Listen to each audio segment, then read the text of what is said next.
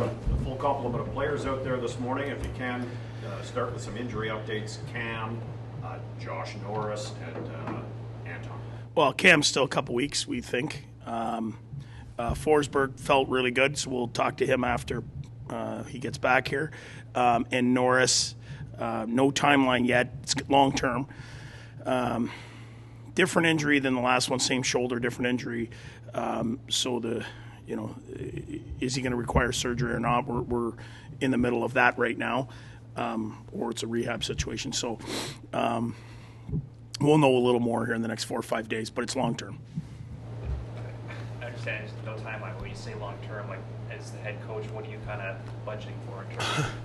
Well, I mean, when you hear long term, you're thinking 3 months, 4 months, 5 months, 6 months. Expecting, at some point if we get him back, great.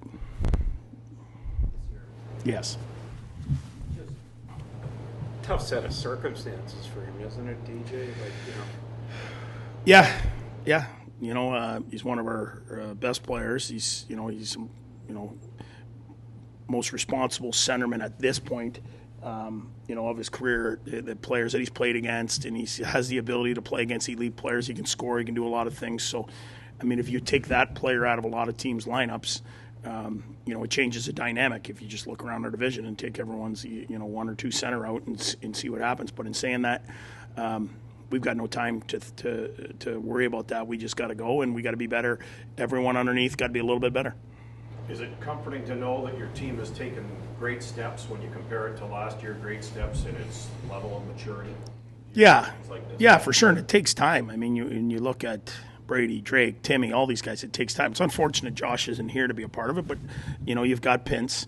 We, like I said, Pierre did a great job having Brassard here so that he can hold it a bit. You've got Gambrell, you've got Kostelnik. There's some guys in the middle there that can help. How do you feel about Brassard long-term in that middle spot? Well, I think his play is going to dictate that. I think he was good the other night.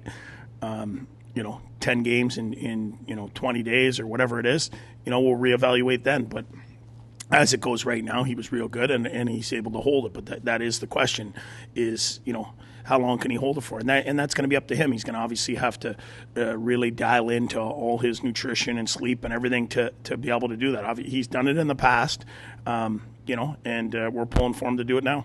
You spot Pinto in there too from time to time and switch them around? Yeah, for sure. That's not a line that's set in stone. It's worked a couple of games now, but that doesn't mean anything. We go on the road or in the middle of the next game. Pince could clearly play there. We know that. It's just, how many changes do you want to make right away? At some point, Sheary's played center as well. So. Yeah, he has, and I haven't really talked to him about that. But he could play center.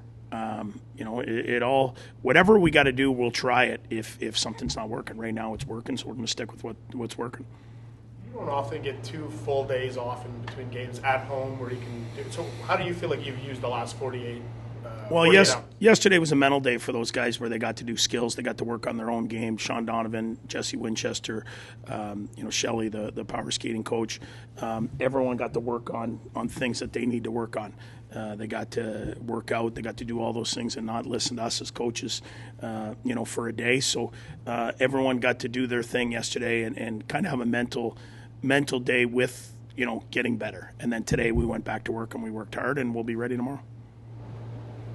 One thing on Josh Norris, because last year I know it's a different injury, but he really wanted to be 100% before he came back. Is this his decision if he gets surgery or not, or whether he rehabs it? How is that discussed with the team? Ultimately it is always the player's call. It's his body, and he's going to get all the opinions from the best people, the best shoulder people everywhere. And this is a brand new injury to him, so there's no telling as to what he's going to do or what's best. But ultimately, is what's best for the player long term. He's a young guy, but the rest of his career in front of him. So whatever is going to make him the healthiest going forward will probably be the option I would assume that he takes.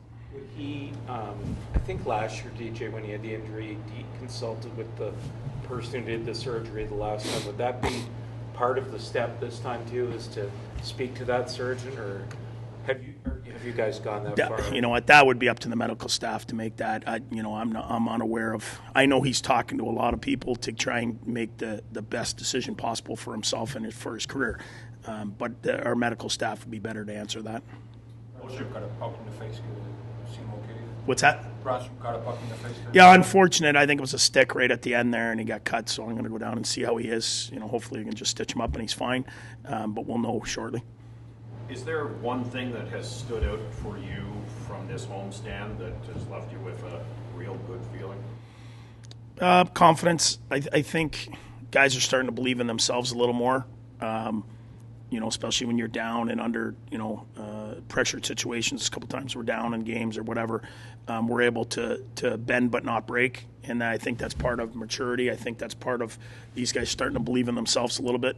It's easy to say a guy's a good player or a guy to tell you he's a good player. You got to believe it in your own head and your own heart. And the only way to do that is to prove it against other good players. And they've been able to do that so far. So, it's good, but tomorrow's another challenge. I mean, now Minnesota's got points in 3 straight games. They give us a real heck of a tough time last year. Everybody plays legit in this league. You don't have a second to stop and look at how you've been doing. Whether you win or lose your last game, you got to turn the page and you got to be ready tomorrow. You mentioned Cam Talbot still a couple weeks away. We saw him taking a couple shots this morning. That's a positive sign, but how is he doing right now? He's doing great. If you asked him, he'd play tomorrow. It's the trainers that are have to hold him away from himself. But after talking to Berkey, he said besides Forsberg, who's also extremely hard worker. You can't believe how hard this guy pushes himself every day, and it's clearly why he's still at the level he's at this long in the NHL is how hard he works, and he's pushing Berkey every day harder and harder and begging to get in there. So soon as they clear him, I guarantee you he'll be playing. It must be tough for him because his former team in town too. Well, for sure, and not only that, he's a competitive guy. Like after he does his stuff, he's on that bike. After he's taking care of himself, and he wants to play a long time. There's no look in him that says, "Hey, I'm done playing." You look at a guy that looks like he wants to play another 5, 7, 8 years. He wants to prove, not to himself, but I think to everyone here, teammates and everyone, that he can do the job, and the reason we brought him in. So he'll be ready when the trainers officially let him go, but he's done the work, and I look forward to getting him in there. You've shown more. Oh, sorry. Do you expect to see Gustafsson tomorrow? I have no idea. I mean, that's their call. They got to take care of their own business. So if we see him, we see him. We don't, we don't. Wish him nothing but the best. He was a good kid here. Just obviously Pierre made that move. Thought it could improve our team. Do you think you've shown good resilience in those third periods? And in games where you've gotten down and been able to get back up? I think one of the things that's happened here is our fourth line has been able to, at this homestand, take shifts against the other team's top players and get the puck, get it down the other end, crash, bang, go 100 miles an hour, get some chances, and they've really built some momentum in the games for us. For me, when we were struggling the other night in the first period, I doubled down on the fourth line a couple times, and they, in my opinion, turned the momentum of the game. They put the puck in, they went and got it, and they kind of changed the way we're playing. They're kind of identity of what we want to be. Everyone's different, but those guys kind of got our momentum and got us rolling. And for us to play as hard as we want to play and stay on pucks and work, you're going to have to roll 4 lines. And if these guys could keep getting better, that's great for us.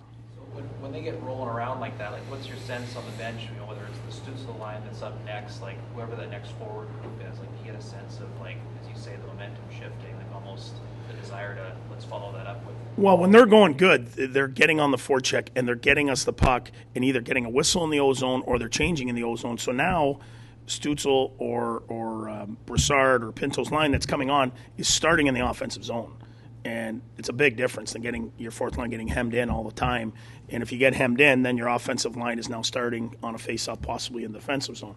I thought they've done a real nice job of limiting, their time in the zone, getting it going north, and then getting the change when they have to. And then there's other times, where they're physical on their D, and whether that's miles for later in the game or all of a sudden their D don't really like going back to get the puck when you've got 3 guys that are hitting you as hard as they're hitting you, it sets up the next shift, and I think that's what they've done.